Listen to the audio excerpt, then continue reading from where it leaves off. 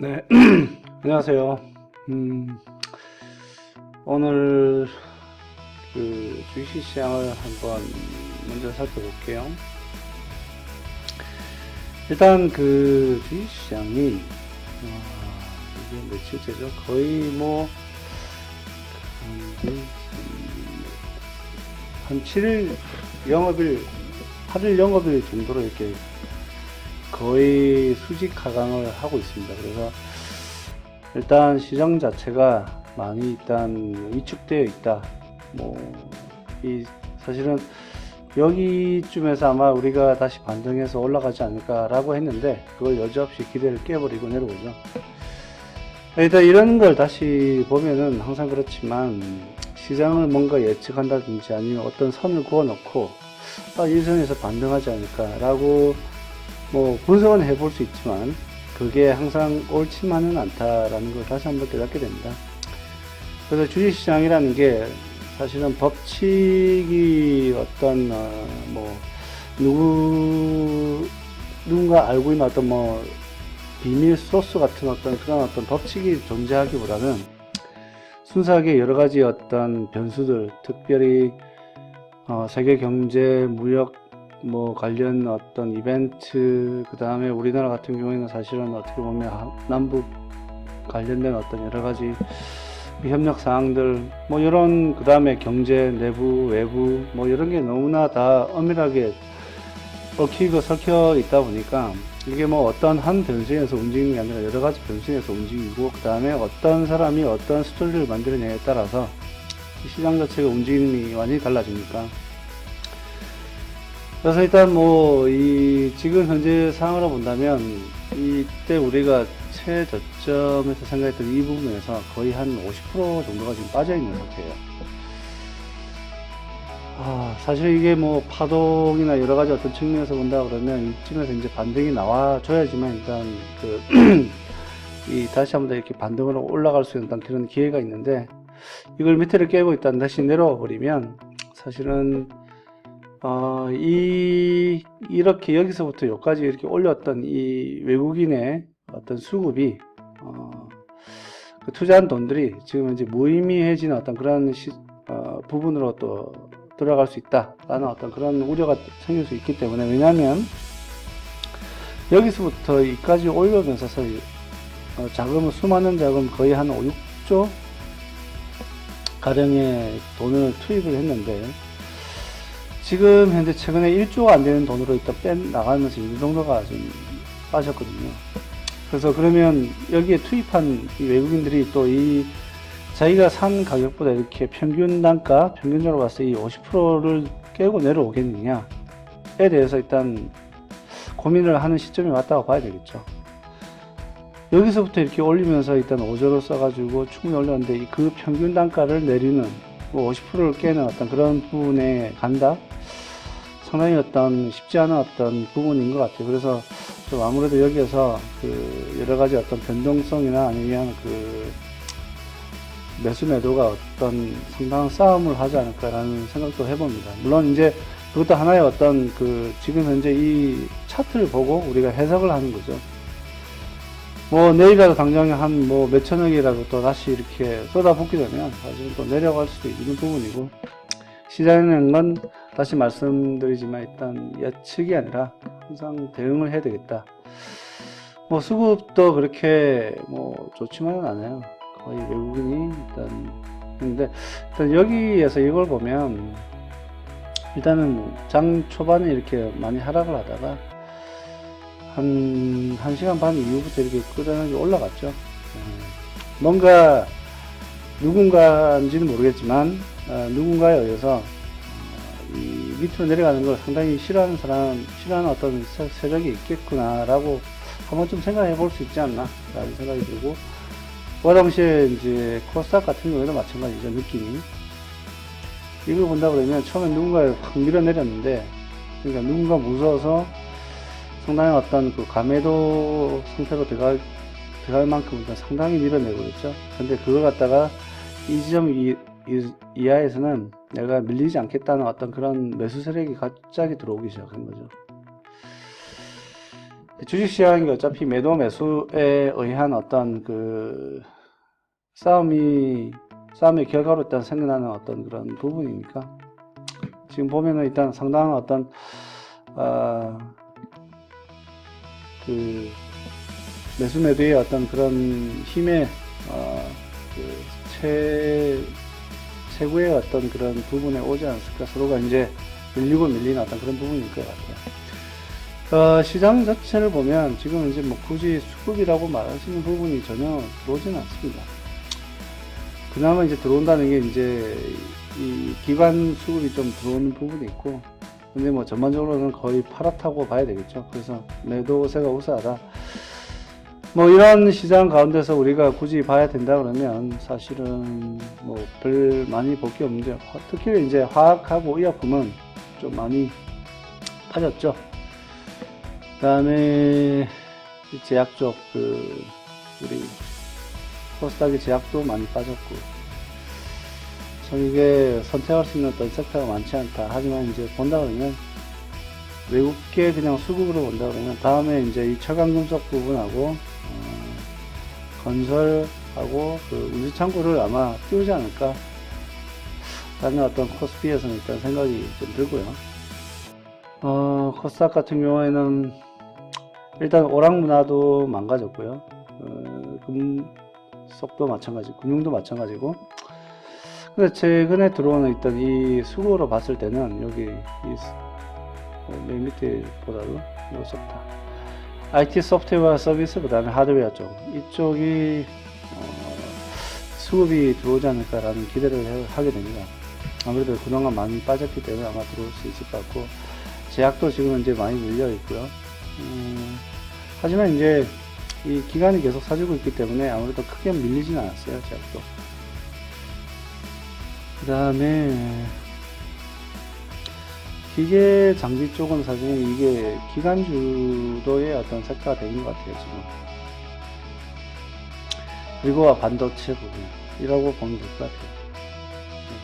그래서 섹터 자체가 상당히 뭔가 강력하다라고 이렇게 말하기에는 그런 섹터가 보이진 않아요. 너무 혼조성이 있고, 이게 섹터 위주로 흘러가는 게 아니라 사실 어떻게 보면 지금 현재 거의 이제 개별 주식, 즉 이제 지수에 영향을 미치는 어떤 그런 대형주나 이런 주식보다도 중소형주 쪽으로 많이 흘러가면서 수급량도 작기 때문에 아마 섹터 자체에도 상당히 불명확한 어떤 강력한 어떤 그 흐름이랄까 뭐 이런 부분들이 보이지는 않는 것 같아요. 어쨌든 뭐 이 섹터 자체를 지금 의미 있게 본다는 건 사실은 좀 힘들 것 같고, 네. 일단 뭔가 의약품하고 제약은 이제 좀 조심스럽다는 어떤 그런 느낌으로 일단 진행하면 될 것 같습니다. 일단 이걸 보기 전에 사실은 제가 이제 이걸 항상 봤었는데, 이 수급을 보면 지금 수급 자체도 많이 이 외국인이 계속해서 이 순매도서를 일단 들어오고 있고, 이 개인, 이 검은색에 있는 개인이 순매수세를 들어오다 보니까 이게 계속 이렇게 매수세가 들어오고 있어요. 그러다 보니까 일단 시장 자체가 정체가 되어 있어요. 벗어나지 못하고, 장기적으로 봐도 지금 이 외국인이 여기서부터 다시 이렇게 들어올리기 시작했는데, 좀 아무튼 시장 자체가 지금 방향성을, 뚜렷한 방향성을 갖기보다는 뭔가 좀 조정 아닌 뭐 어떤 그런 부분이 필요하지 않을까. 그 다음에 전반적으로 시장 그 투입세를 봤을 때는 지금 비중 축소가 유효하다. 근데 추가적으로 일단 신규로 사시는 건 좀 조심스럽게 접근하시고요. 기존에 가지고 있던 그런 어떤 주식이 있다면, 만약에 그게 이제 어느 정도 수익을 내고 있다면 차익 실현 같은 건 진짜 좀 잘 고민을 해보셔야 될 것 같아요. 계속 가지고 있다가 또 그거조차도 날릴 수 있는 어떤 그런 부분이 되기 때문에 비중 축소가 유효합니다. 네. 시장이 많이 어렵죠. 그리고 바로 우리 관심 정보를 한번 넘어가 볼게요. 사실은 이제 외국인에 의한 관심 종목으로만 본다 그러면 사실은 오늘도 한 100여 개 이상의 어떤 그런 수급은 들어와 있어요, 하락장에도. 이 100여 종목이 사실은 어떤 틀린 건 아니지만 이걸 갖다가 다시 이제 제가 이 수급 시그널로 이렇게 쇼팅을 하면 지금 29개 개가 지금 이렇게 이제 잡히는데, 이런 어떤 수급이 들어오는 위주의 강력한 수급이 들어오는 위주의 그 주 종목들을 중심적으로 보는 게 아무래도 지금과 같이 이렇게 하락장이나 그 다음에 변동성이 심한 장에서는 아무래도 낫겠죠. 그래서 한번 보겠습니다. 먼저 이제 펄어비스가 들어와 있네요. 펄어비스가 아무래도 IT 소프트웨어 쪽에 아까 우리가 섹터를 봤을 때도 IT 소프트웨어 서비스 쪽에 아마 수급을 이제 점차적으로 봐야 되겠다 싶었는데 이쪽이 이렇게 들어와 있고요. 그 다음에 엔터테인먼트, 이거는 사실은 오락문화 쪽인데 지금까지 들어온 수급들이 많다 보니까 들어왔고, 그 다음에 여러가지 어떤 이슈에 의해서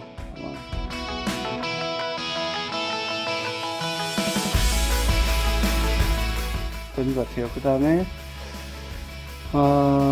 농심도 괜찮은 것 같고, 아난티 이게 금방 빠질 것 같은 어떤 그런 테마성이라고 봤는데 생각보다 많이 길어지고 있고, 그 다음에 오늘 보니까 짐 로저스가 아난티 주식을 또 매수를 했더라고요. 장내에서. 차바이오텍, 이 의약하고 제약품이 이게 지금 현재 꺾이고 있는데, 이 몇몇 종목들은 이게 또 그렇지 않게 이렇게 보이네요. 고영, 이거는 자동화 관련되죠, 그렇죠? 바렉스도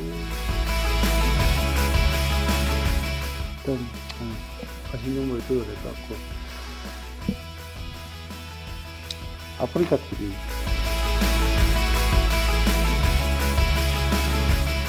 그 다음에 대상, 대명 코퍼레이션은 좀 더 지켜봐야겠다. 그거가 맞춰가지고, 콜마 BNH도 괜찮아 보이고요. 삼성은 좀 유한양에 크진 않지만 계속 유지하고 있는 것 같아요. 그 다음에 SFT, FST, 도이치모터스.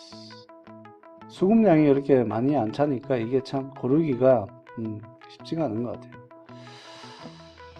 더한지는 괜찮아요. 일단 유진기업도 지금 현재 관심 있게 봐줘야 될 것 같습니다.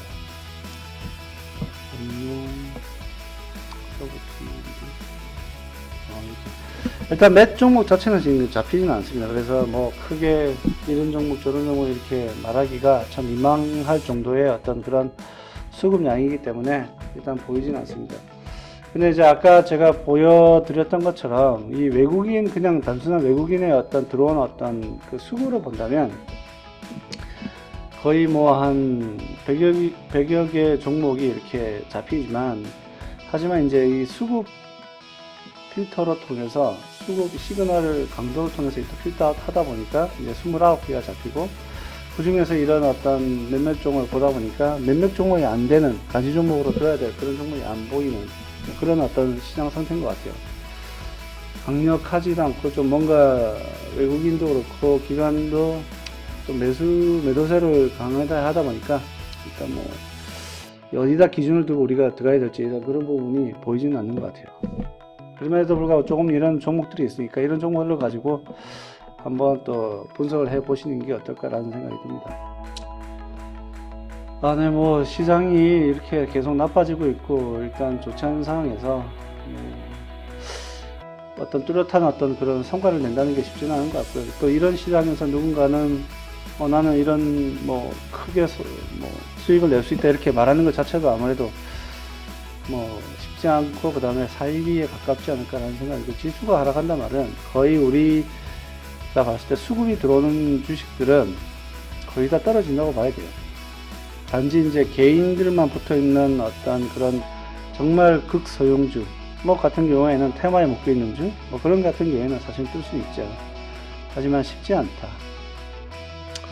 그래서 이 수급이랑 묶여 있으면 이런 부분에서 많이 좀 안타깝지만 어쩔 수 없이 손해를 볼 수밖에 없는, 또 인고의 시간이 기다릴 수밖에 없는 그런 상황이 아닐까 라고 생각됩니다. 좀 힘들더라도 그런 어떤 전략적인 부분, 인내라는 부분을 다시 한 번 더, 시간이 필요한, 그 성과를 내기 위해서는 항상 시간이 필요하다는 걸 항상 마음에 새기면서, 또 전략적인 어떤 그런 분할 매수의 전략도 한번 생각해 보면서 이 시장을 슬기롭게 또 헤쳐나갔으면 합니다. 네, 오늘도 수고 많으셨고요. 내일도 좋은, 혹시나 또 시장이 좋아지면 또 좋은 소식으로 또 찾아뵙겠습니다. 감사합니다.